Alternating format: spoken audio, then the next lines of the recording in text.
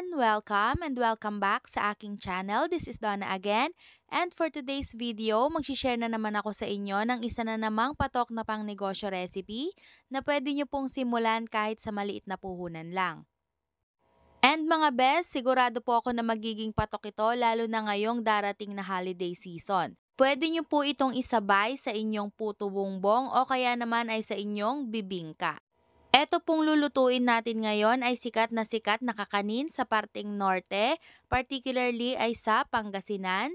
So ngayon magluluto po tayo ng napakasarap at napakalinamnam na tupig. So tara na guys, wag na po nating patagalin at umpisahan na po natin ang pagluluto sa ating tupig.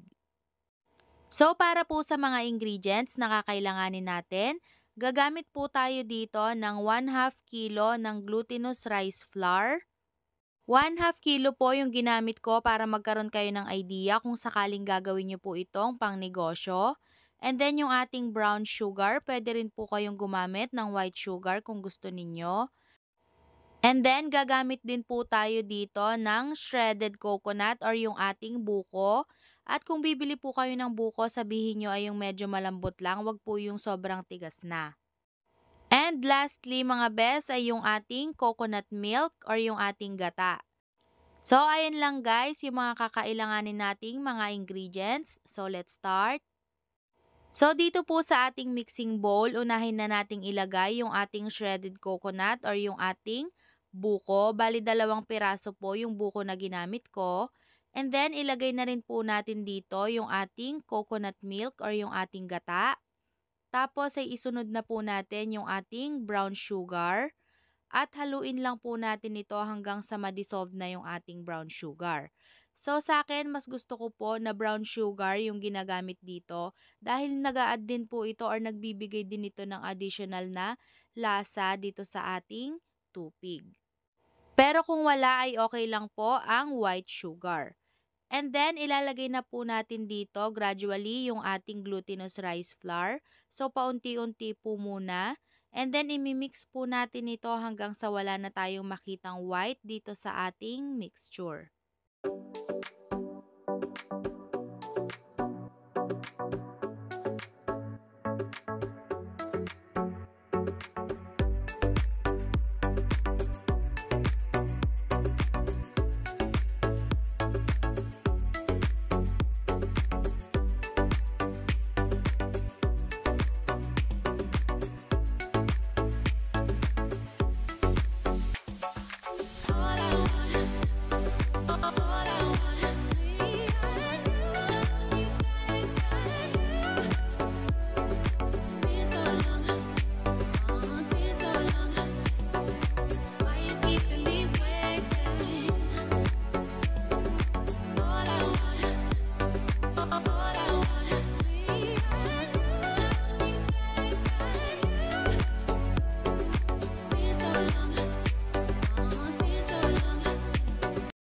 So, dapat guys, ganito po yung kakalabasan ng ating mixture, walang buo-buo. So, pwede naman po kayo ditong gumamit ng hand mixer kung meron po kayong hand mixer. Pero kung wala naman, ay pwede rin naman po na mano-mano lang. Next step guys, ay magbabalot na po tayo. So, gagamit po ako dito ng dahon ng saging. And as you can see, ay naidarang ko na po ito sa apoy para po hindi ito mapunit mamaya habang nagbabalot po tayo. And guys, gagamit din po ako dito ng margarine or pwede po kayong gumamit ng butter at yung ating brush na pangpahid. And then para naman po sa ating mixture ay yung 1 tablespoon po yung ginamit kong panukat. So guys, magpapahid lang po tayo ng konting margarine or butter dito sa ating dahon ng saging para po hindi dumikit yung ating mixture or yung ating tupig doon po sa dahon ng saging kapag inihaw na natin ito. And at the same time ay nagbibigay din naman po ito ng lasa or additional flavor dito po sa ating tupig. Tapos ay ifo-fold lang po natin yan ng ganyan. So ganito lang po yung gagawin natin dito. At uulitin lang natin guys yung process hanggang sa maibalot na po natin lahat yung ating mixture.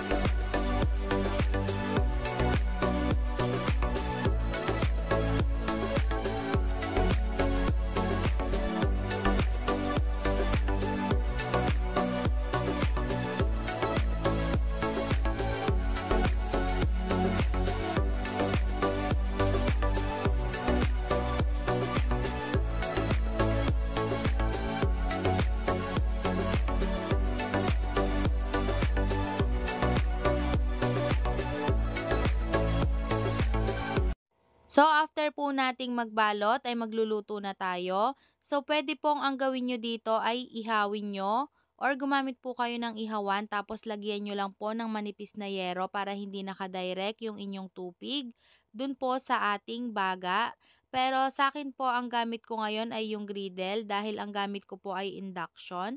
Pero pwede rin po kayong gumamit ng stove or yung kalan tapos ipatong nyo lang din po doon yung manipis na yero para hindi nakadirect sa apoy.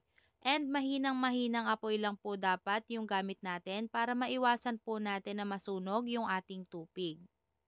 And guys, para sa mga magtatanong kung ilang oras or ilang minuto nating lulutuin yung ating tupig, so lulutuin po natin ito for 10 to 15 minutes sa mahinang-mahinang apoy lang. At babalik-balik na rin po natin ito from time to time para po pantay yung pagkakaluto dito sa ating tupig and para maiwasan din po natin na masunog yung ating tupig.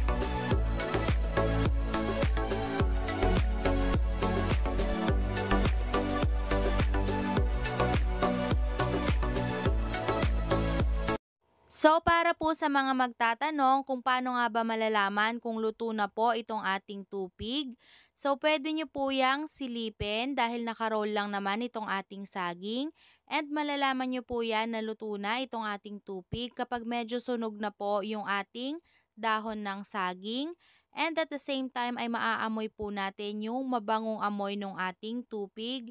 Hindi lang po yan basta-basta kakanin or yung parang nasusunog na dahon ng saging. Talagang maaamoy nyo po yung naluluto na gata na may combination na parang naluluto na buko. So, napakabango po talaga niyan mga best. And pwede nyo rin naman po yang silipin at malalaman nyo po na luto na kung ang kulay na po nung ating tupig or nung ating mixture kanina na kulay white ay magiging golden yellow na po. Or kung alam nyo yung kulay ng naluto na balinghoy kapag gumagawa po kayo ng suman na balinghoy. So, ganun po.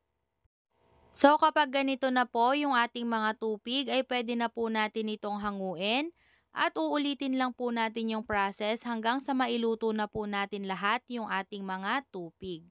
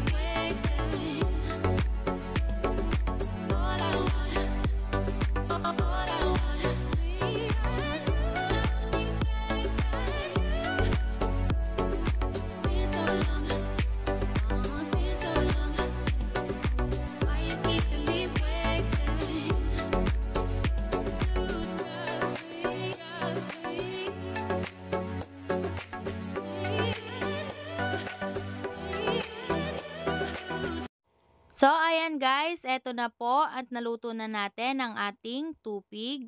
So, kung mapapansin nyo ay meron po ako ditong nakarolyo na tupig. So, bali 5 peraso po ito.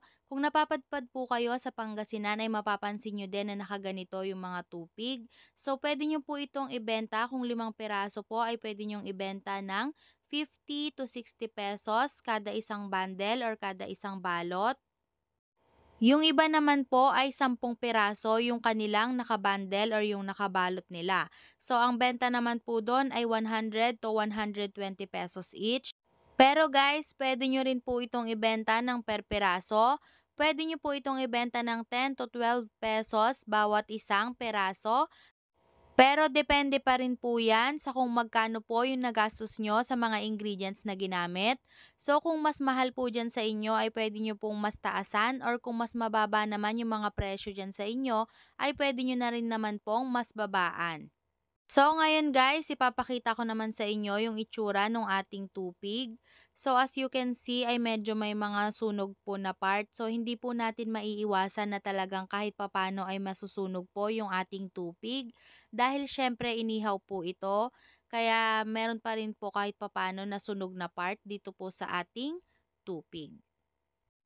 And mga best, kahit naglagay po tayo dito ng butter or margarine, ay hindi pa rin po maiiwasan na medyo dumikit pa rin yung dahon ng ating saging dito po sa ating mixture or dito sa ating tupig dahil nga po sa inihaw itong ating tupig. So yan po yung kaibahan ng tupig sa iba nating mga kakanin. Hindi po ito steam or hindi rin po ito yung piniprito na mga kakanin. Ito po ay inihaw. So ngayon, ipapakita ko po sa inyo yung loob ng ating tupig. So pag biniyak nyo po yung inyong tupig ay makikita nyo po agad yung mga buko or yung buo-buo na buko na nilagay natin dito sa ating tupig. So isa po yan sa nagpapasarap talaga dito sa ating tupig. So eto na guys ang ating napakasarap at napaka-creamy na tupig. So sana po nagustuhan nyo itong ating bagong pangnegosyo recipe. So guys, kung gagawin niyo po itong pangnegosyo at maramihan po yung gagawin ninyo, pwede pong doblehin nyo na lang yung mga ingredients na ginamit. At para po pala sa complete list ng ating mga ingredients na ginamit at para na rin po sa exact measurements, ilalagay ko na lang po sa description box below. I-check nyo na lang po doon. So, thank you guys for watching. At kung bago ka lang sa channel ko, please consider subscribe into my channel at pakiclick na rin po yung bell button below para po ma-notify kayo every time may bago po tayong pangnegosyo recipe. So, thank you guys again and see you on my next video. Bye-bye!